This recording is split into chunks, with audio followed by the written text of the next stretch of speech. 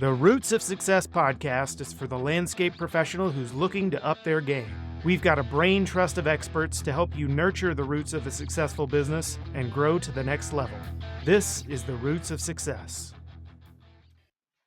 And welcome to another episode of Roots of Success podcast. I'm your host, Tommy Cole, and we have a stud on the show today named Justin White from K&D Landscaping, all the way in the West Coast, California. How are you doing, Justin? Tommy, what's up, brother? I am so excited to be on here. Roots of Success. That's what we're talking about.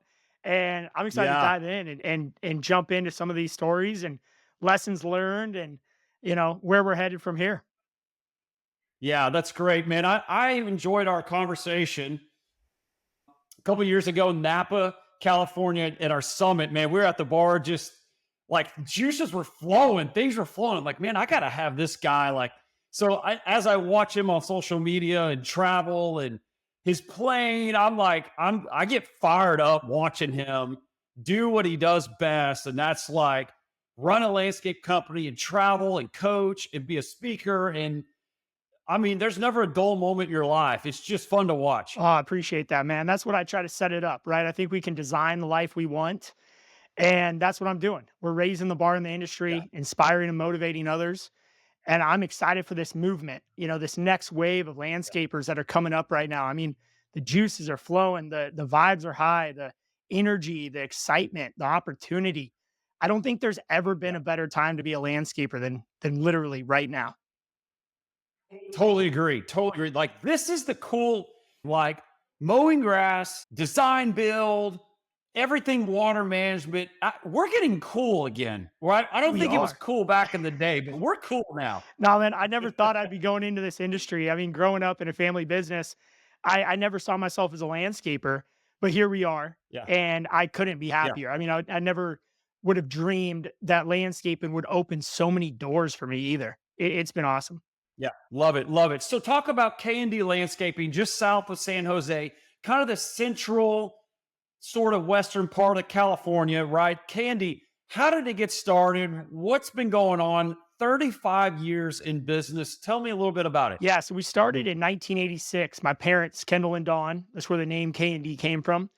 They started out of a need to make a little more money, just like many folks who started from the ground up. My dad bought a mower, a weed eater, and a blower, started mowing lawns in the neighborhood as a side hustle. That grew to a point where in the early 90s, he went all in. And by, late 90s, 2000, he was doing $1 million a year. And that was his pinnacle of success. That's what he set out to do. That's what he did.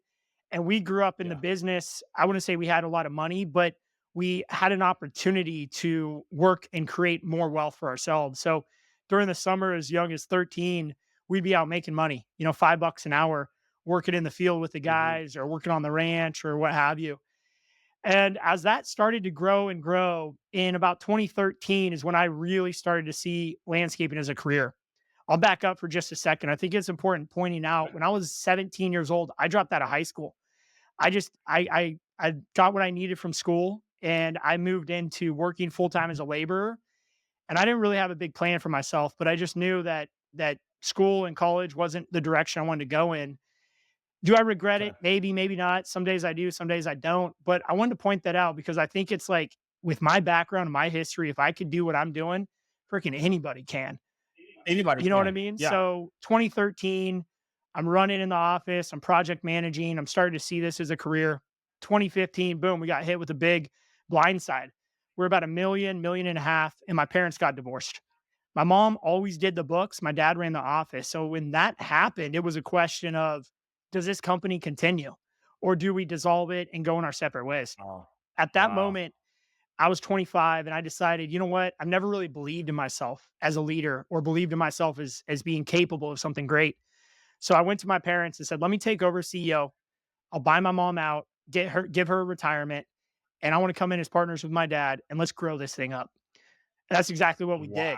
So at 25 years old, I took over CEO of $1 million, $1.5 million company that was in a good position to grow, not a great position to grow.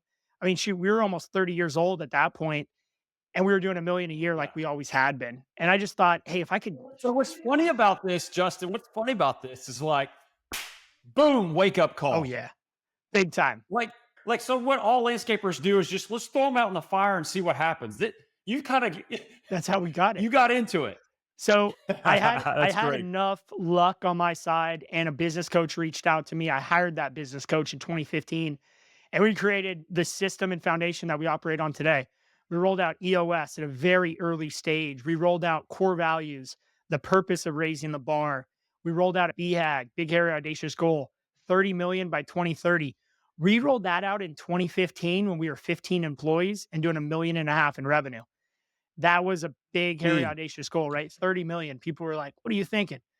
no way. Fast Yeah. forward 3 years, 2018, we're doing 5 million. Fast forward another couple years, 2020, we're doing 10 million. And that's when everyone realized we're on to something. Like we have some kind of secret sauce. We've got the culture, we've got the people, we've got the market positioning, the branding. And we've continued to grow since then. And here we are today. We're running a $20 million run rate. We're highly profitable. We are paying amazing wages to our team. We're growing rapidly. And in our area, we kind of love to own the area just north of LA, just south of San Francisco. We don't operate in the LA or San Francisco markets. Those are very exciting markets to us. But we like to be Yeah. the medium fish in the small pond. And so we want to run in that Yes. Monterey, Pebble Beach market, that San Luis Obispo, Santa Barbara market, and really provide that next level professionalism, raise the bar, and step up the landscape services in those markets. And that's exactly what we're doing today. That's great. So all kinds of like that's a snapshot of K&D.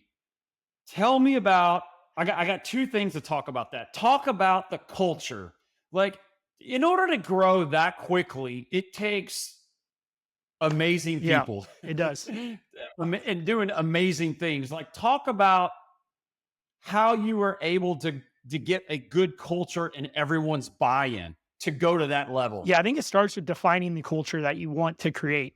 And then it's being relentless and what we call non-negotiable with our culture.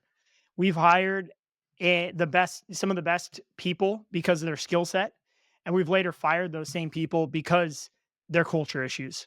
So sometimes you have to let people go, and that says more than anything, who are a great technical fit, the best salesperson, the best project manager, but you have to let them go because they're a bad culture fit.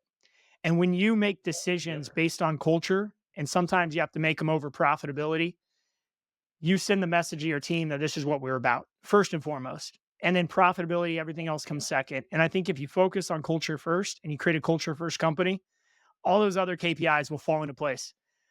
We've continued to Yeah. double down on culture. In October of 2023, we rolled out what we call the K&D way. And I'm holding up this card to you. It's K&D hard to see, way. but Okay. we took our culture, we put it into words, and it's 30 fundamentals. It's not our core values, but it's the fundamentals that guide us. And every new employee, every new client, every new interaction we make, we hand them this way card, which has all 30 fundamentals rolled up on this thing the size of a business card. And that's really Mhm. our next investment into culture, is defining it at a very deep level. And then does everybody carry Yes, that sir. with them? Yeah, we got it English and Spanish, Yeah. and we use it every day. Every meeting starts off with it. Yeah. It's a constant focus for us. Love it. That's the Ritz That's Carlton where it way. came from. Yeah. Yeah. There it So is. I can't take There it credit for is. creating this. Yeah. It all came from a man by the name of David, who created Culture Wise, and he created it off the Ritz Carlton Credo, which a lot of other companies have done this. Only a few landscapers that I know have used this methodology. Shield Grounds Management, Jerry Shield's doing it.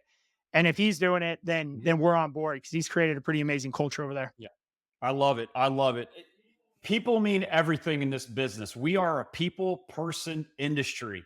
And what I've said over and over is it's not the fanciest, best known piece of mower. It's not the facility. It's the people that operate all of that at the end of the day and set the bar extremely high on people and have a great onboarding, a great experience, and you'll have these people for forever. I love that.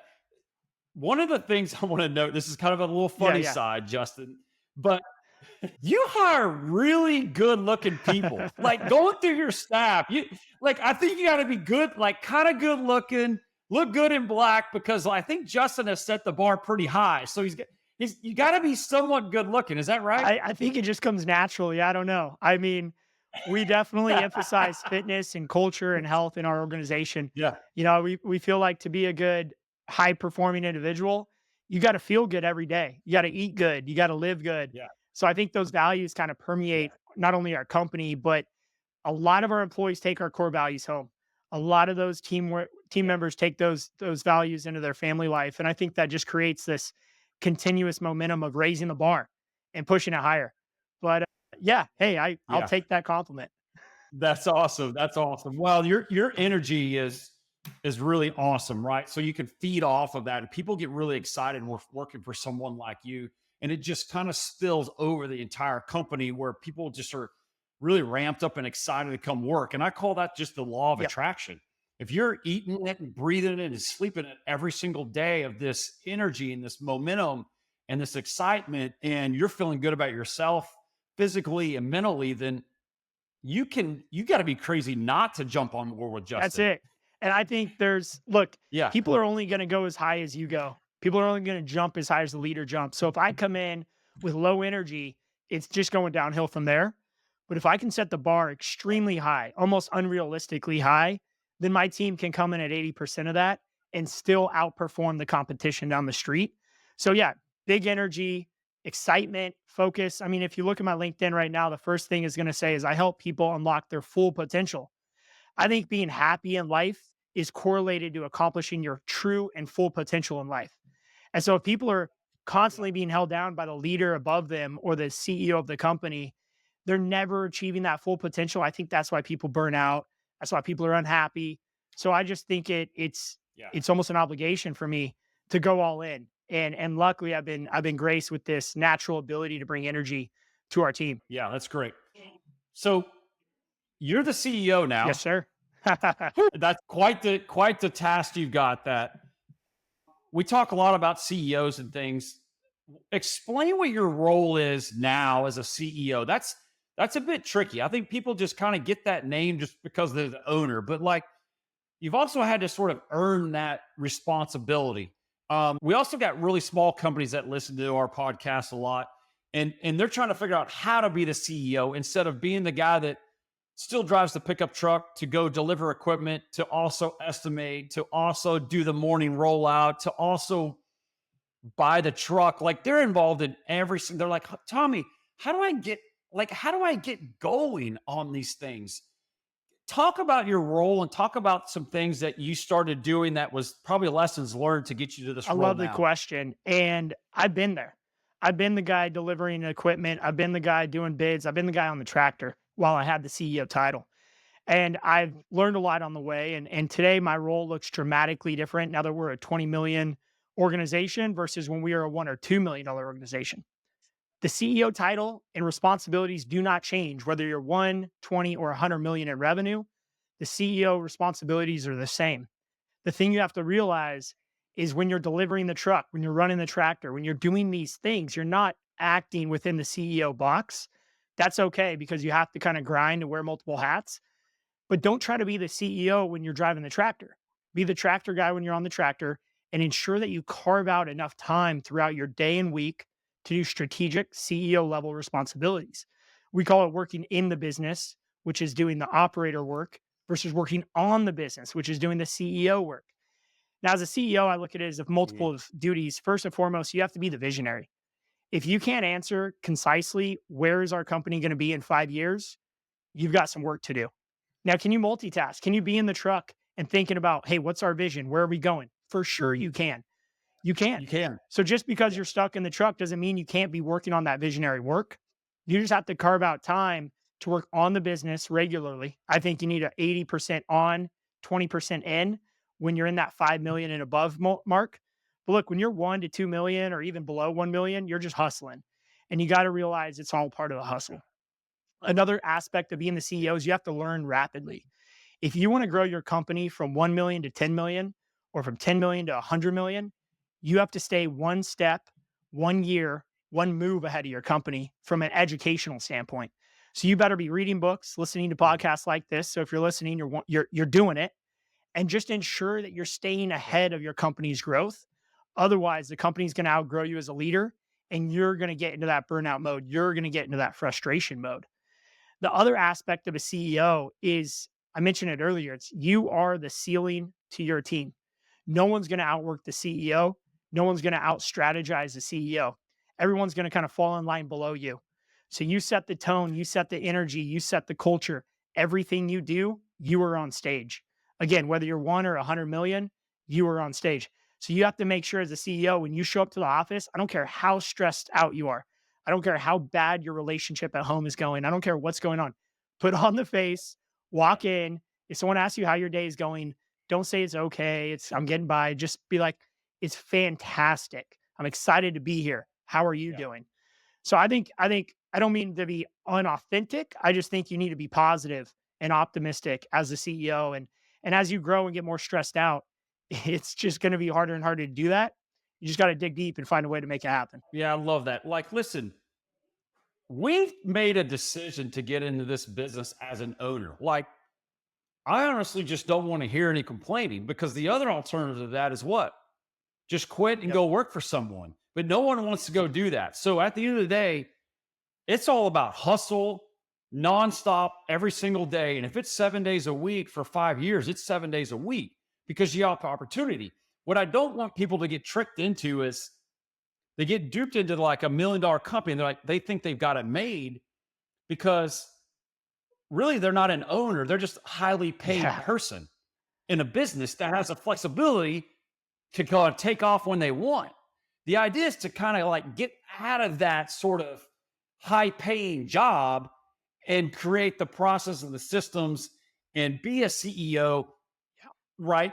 As you're doing the estimating, as you're driving the truck, and as you're doing the morning rollout. I love the 80-20 rule, because that's a good takeaway for small companies to unroll like today. You can put that in place today. And I think, to your point, how do you get out of the weeds? How do you elevate yourself as the company grows? I'm just going to say it.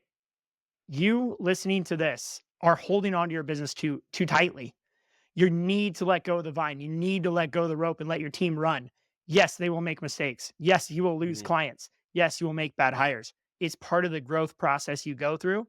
But if you're constantly having to micromanage your team and every decision's got to run through me and everything else, you're never going to get to where you want to go. Now, like I said before, Tommy, right? You need to know what your 5-year plan is. And if your 5-year plan is to stay at $1 million and that's all you want to accomplish, there's nothing wrong with that. And that's going to lead to a little bit different of a piece of advice. But I think most people listening to this podcast, they want to grow. They want to be part of something bigger. They want to create something bigger. And that's really who I'm talking to here. The guys who want to scale beyond the owner operator, want to get to a real CEO level where they're knocking down, 7 figures of profit a year, not 7 figures of revenue a year. Correct. Love it. Love it. What is your management style? My management style: hire amazing people, give them the tools they need, and stay out of their way. I love it. Like hire better than you. I don't want to be the smartest guy in the room. If I'm on my leadership team, I'm looking around, right? And we're working on this hyper growth strategy right now, going from 20 million to 100 million over the next 5 years. And I am the smartest person in our leadership room. I have a major issue on my hands. I need someone who's smarter than me in sales, who's smarter than me in finance, who's smarter than me in all those areas.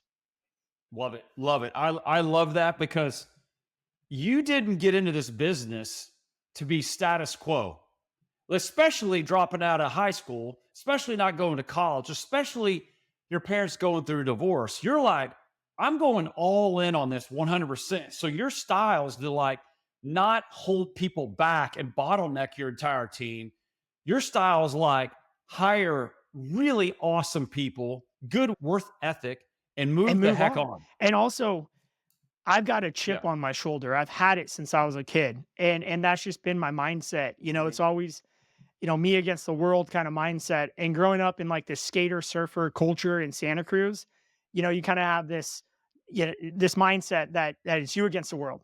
Now, I've kind of grown out of that, and I've gotten to more of a networking and a collaboration mindset. However, that has still been a core part of our team.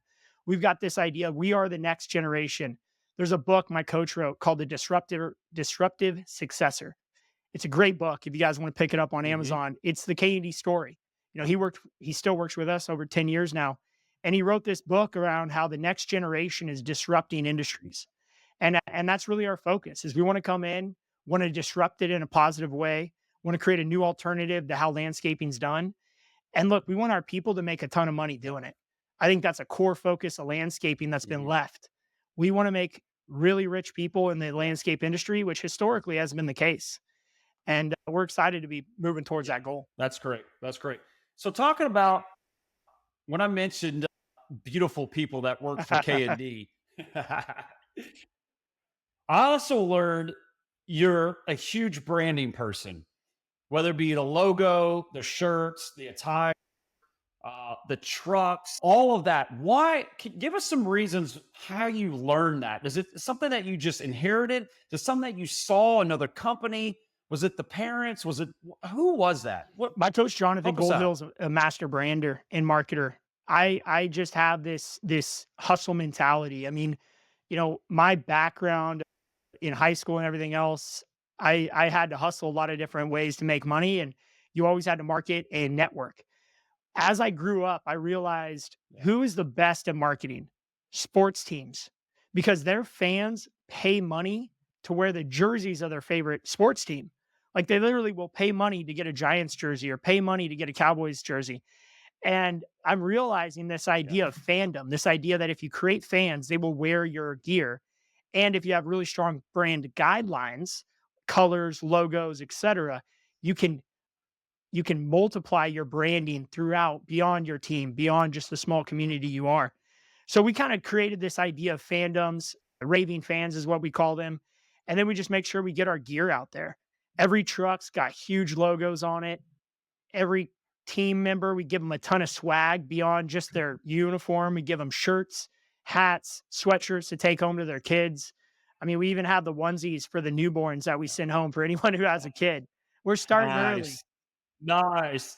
Start early, Exactly, get them brainwash into them. the Here we go. system, and Yeah. so we're big on Yeah. branding, and as you can see, I'm wearing this K&D water management, and we knew water management was gonna be a key Yeah. part to our future success in 2020.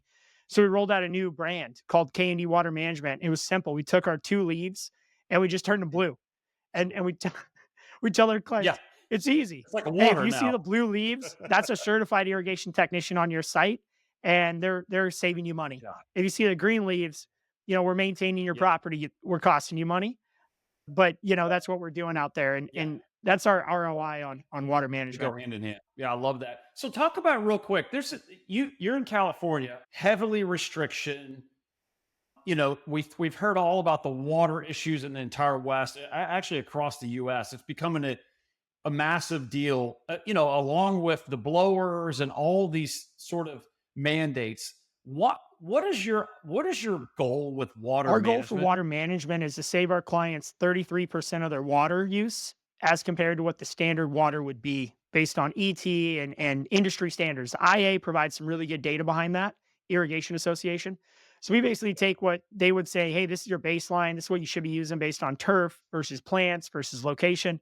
And we want to cut that by a third and return that ROI back to a client. So we're creating a recurring revenue service model that provides an ROI on our service and basically is a net zero cost. We're kind of utilizing that solar module.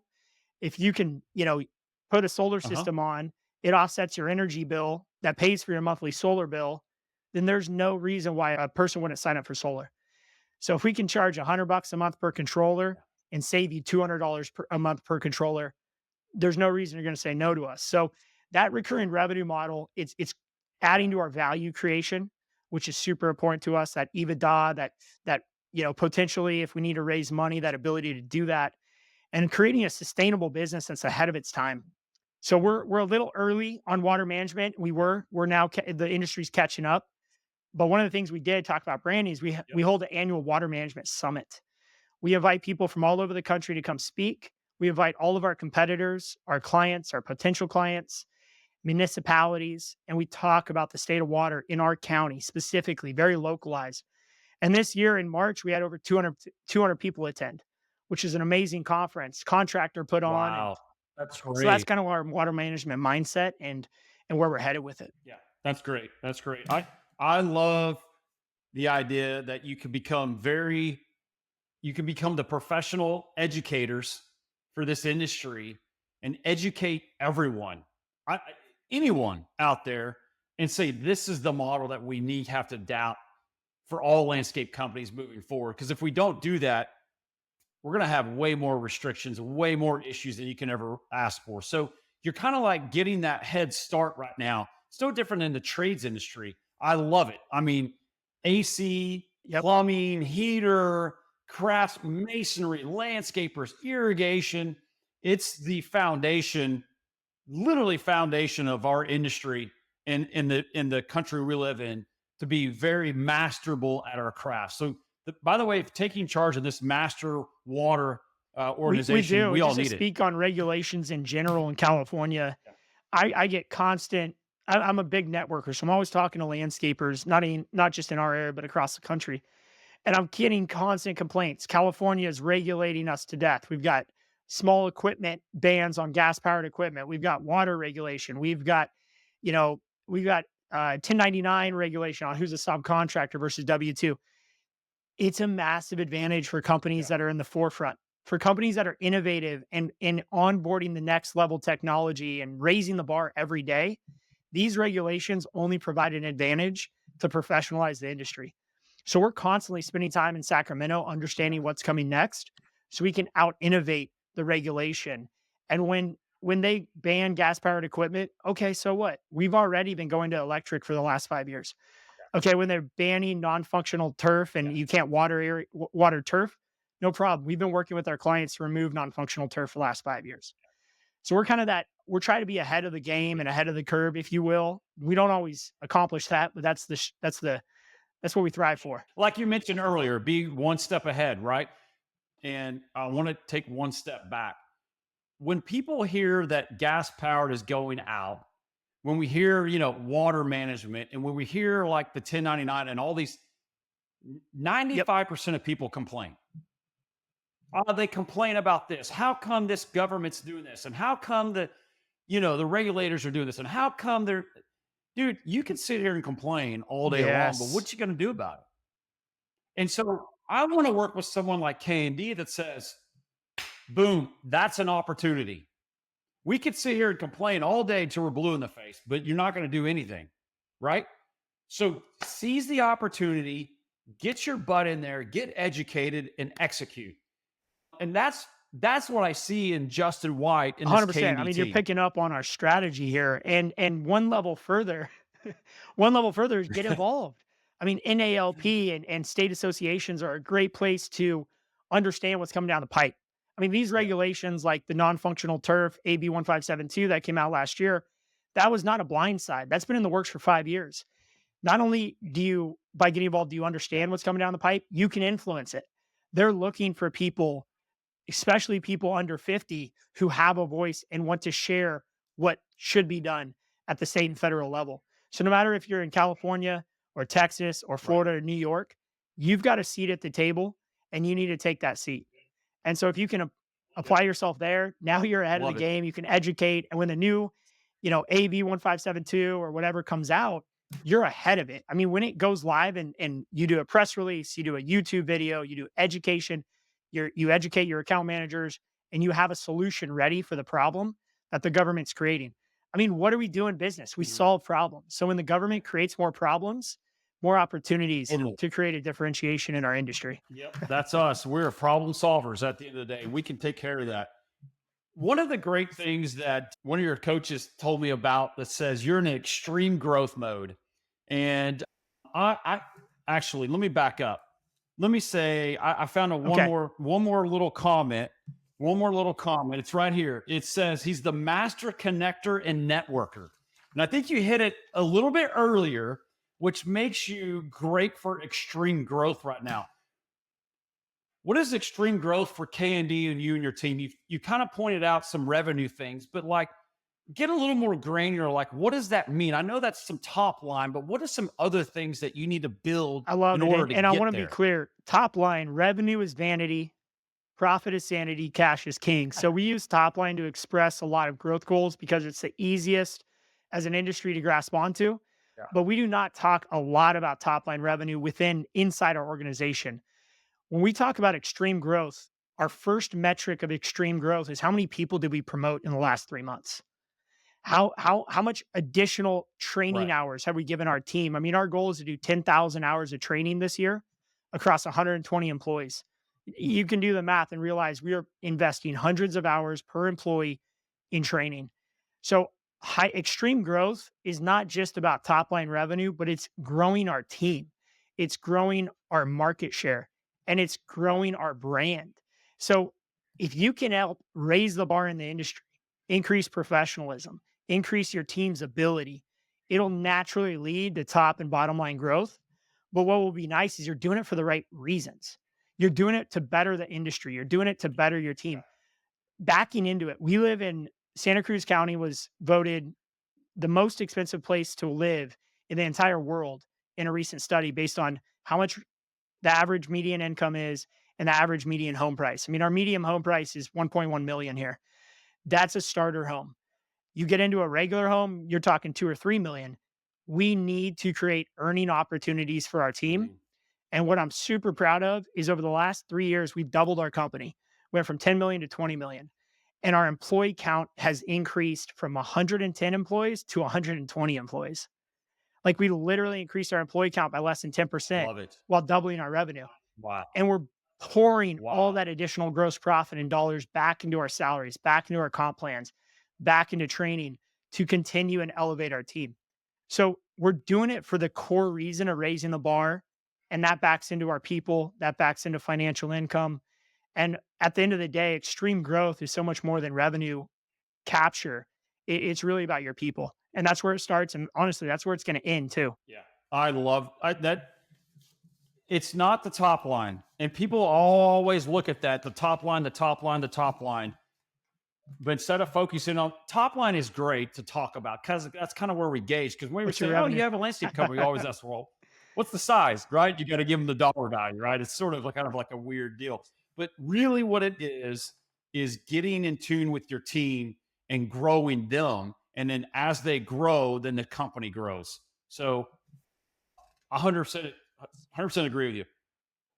One last thing, Justin. One last thing. I want to talk about some advice for anyone that's out there. And we'll always end it with something that says, man, I'd love to sort of a quote that I live by or a book that I read all the time. Something that when I was 17-year-old and I dropped out of high school and this caught my eye. Like, talk about someone that's been doing this for 35 years and talk about someone that's just getting started.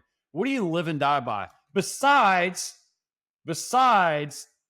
the cold plunges that you do at your house. You gotta do the cold plunge. You gotta create discipline. Look, yeah. Yeah. Cold Okay, plunge, and then what's next? I've got a few. I'm trying to pick. I've got a bunch of different things I talk about, but I think first All right, and you got a foremost, couple. you Let's need go. self mastery.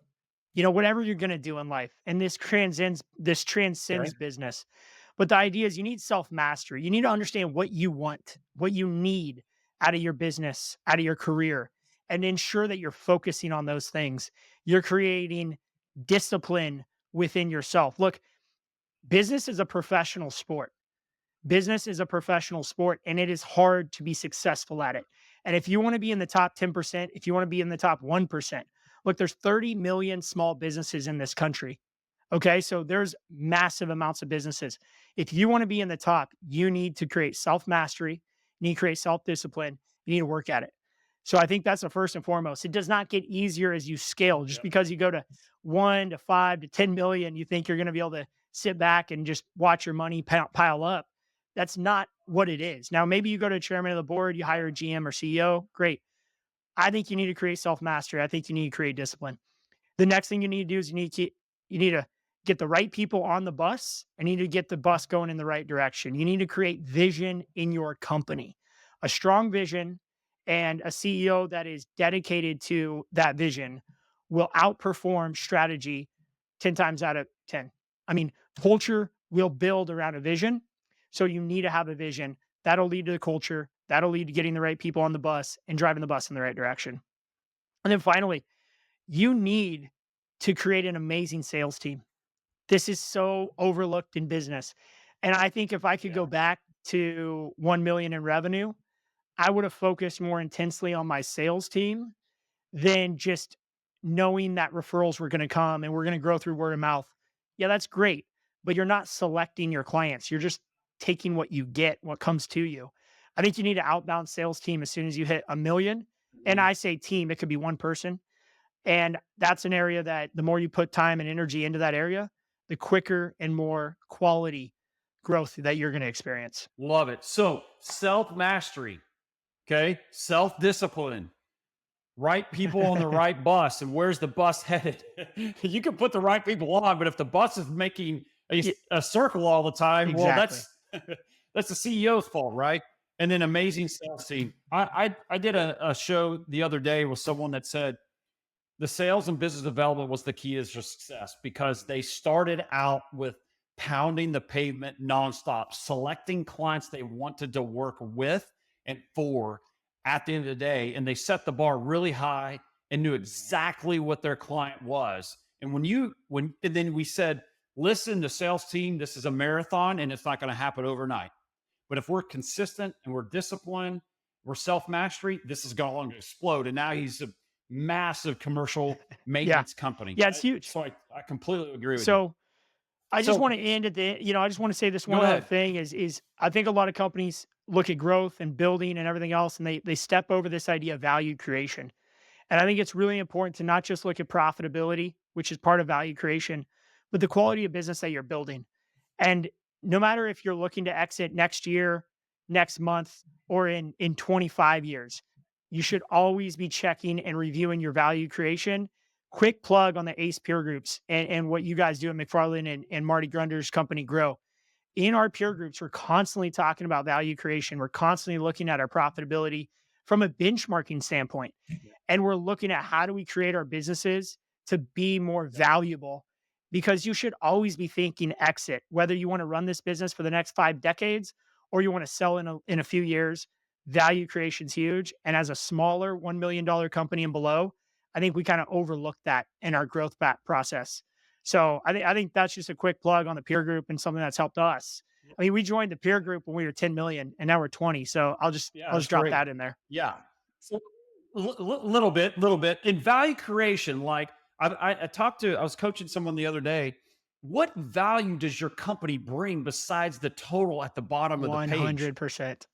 Right? What is it? And they were like, I don't, I don't know. Like, okay, so let's talk about what you do. I don't know. I have a uniform. We pay for uniforms. We have a legal staff. We have logo trucks. We have insurance. We do once a month site audit reviews. We do enhancement pros. We also have a tree care. Like we do training 52 weeks a year. Like look at all the value along Impact. with the total that's at the bottom of the page Yeah. for our services. Right.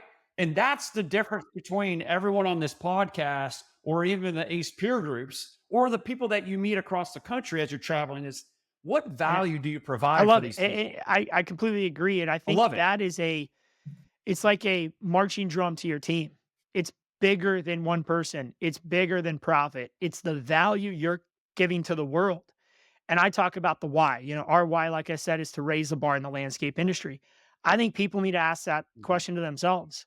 What would be missing if we went out of business tomorrow? And you get your team together, your entire team, and you ask that question, you're going Be to end up amazing. with a list 40, 50, 70 items long that you're going to write out. That's the value you're building. Pick your top three and see if you can improve those by 10%, and then watch your Yeah. entire company change. Yeah. Love it. Justin, you are an inspiration. I think I'm ready to just jump through the screen and give you a big hug and possibly just keep through going through a brick wall because you're extremely motivating. If this doesn't work out, if this podcast Tommy, fails, I'll I'll just echo come to that, man. California I and see work with you at you. all these events, and I always have a great time catching up and talking shop with you, man. So this has been an absolute pleasure to be on your Yeah. podcast and love what you guys are doing for the industry. I think we are in a revolution of sorts. I said it at the beginning, it's never been a better time to be a landscaper. I wholeheartedly believe that. Yeah. And what you guys are doing over there, McFarland, Stanford, Roots of Success, Yeah. it's exactly that. We're raising the bar, brother. Raising the bar. I love it. It's good stuff. Justin, we'll have you on again. We'll get an update next year at some point, but we'll see you on the road. Keep hammering down and keep that All energy right, brother. rolling See you because soon, it's man. Thank you. super contagious. Ready to take the next step? Download our free profitability scorecard to quickly create your own baseline financial assessment and uncover the fastest ways to improve your business. Just go to mcfarlandstanford.com/scorecard to get yours today. To learn more about McFarland Stanford, our best-in-class peer groups, and other services, go to our website at mcfarlandstanford.com, and don't forget to follow us on LinkedIn, Facebook, and Instagram. See you next time on The Roots of Success.